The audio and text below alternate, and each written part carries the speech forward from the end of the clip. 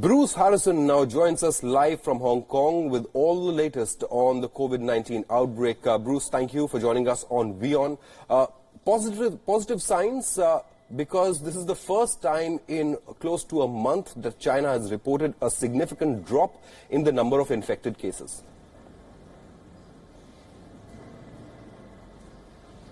That's right, and China has been saying for at least a week now that this positive response, this fall in numbers, is a direct response of their increased efforts to help the medical community in Hubei province, in Wuhan, and throughout the country. They've been targeting a number of areas, increased medical support, feet on the ground in the most infected regions, as well as increasing supplies of protective gear, and then on top of that, making sure they treat people with more mild cases earlier on as opposed to what they were doing weeks ago.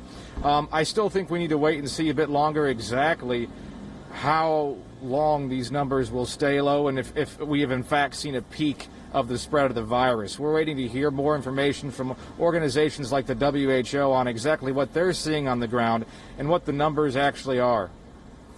Absolutely. While the number of infected may have come down, Bruce, in the last 24 hours, the number of fatalities was once again over 100.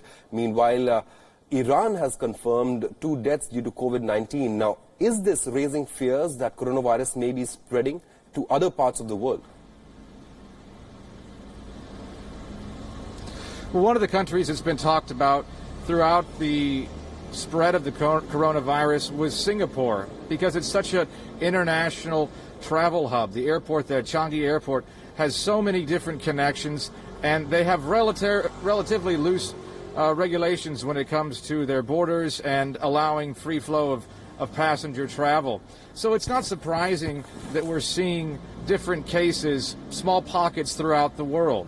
We're just learning now as well from Japanese media that perhaps 2 individuals from the Diamond Cruise, the Diamond Princess cruise ship, have died as well. Obviously, we know where that contamination came from, but the deaths are here and there. There was one in Europe as well.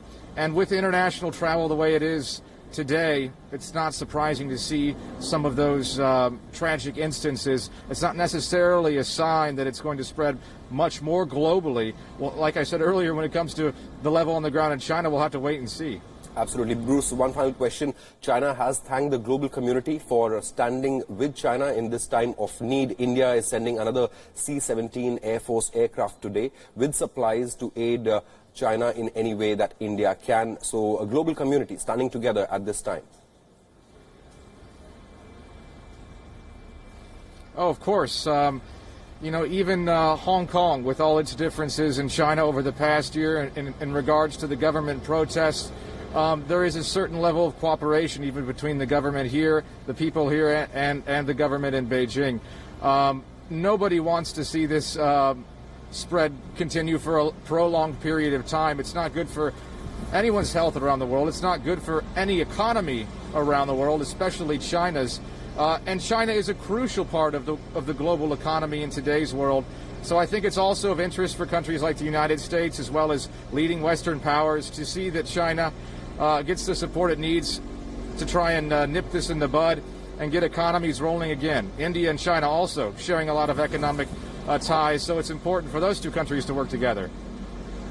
Bruce, I'd like to thank you for joining us. Bruce, getting us all the latest live from Hong Kong. Bruce, please take care of yourself as well. For the first time in close to a month, China has reported a significant drop in the number of infected cases. However, more than 100 people have died in the last 24 hours. Meanwhile, the latest coming in, we are getting information from Germany. The latest coming in from Germany, the armed gunman who opened fire near the German city of Frankfurt has been found dead in his residence. He killed at least 8 people and critically injured 5 others. The attack took place in a hookah lounge around 10 p.m. German time. The witnesses said that they heard around 9 shots being fired. The police currently has no indications of more perpetrators. The suspect fled to another part of the city after committing the crime and opened fire in another hookah lounge. 3 people were reportedly killed in front of the first bar and 5 others were killed in the second bar. The police's manhunt continues in the town of Hanau, which is home to nearly 90,000 people. The police has asked everyone to not distribute videos or spread information from unknown sources.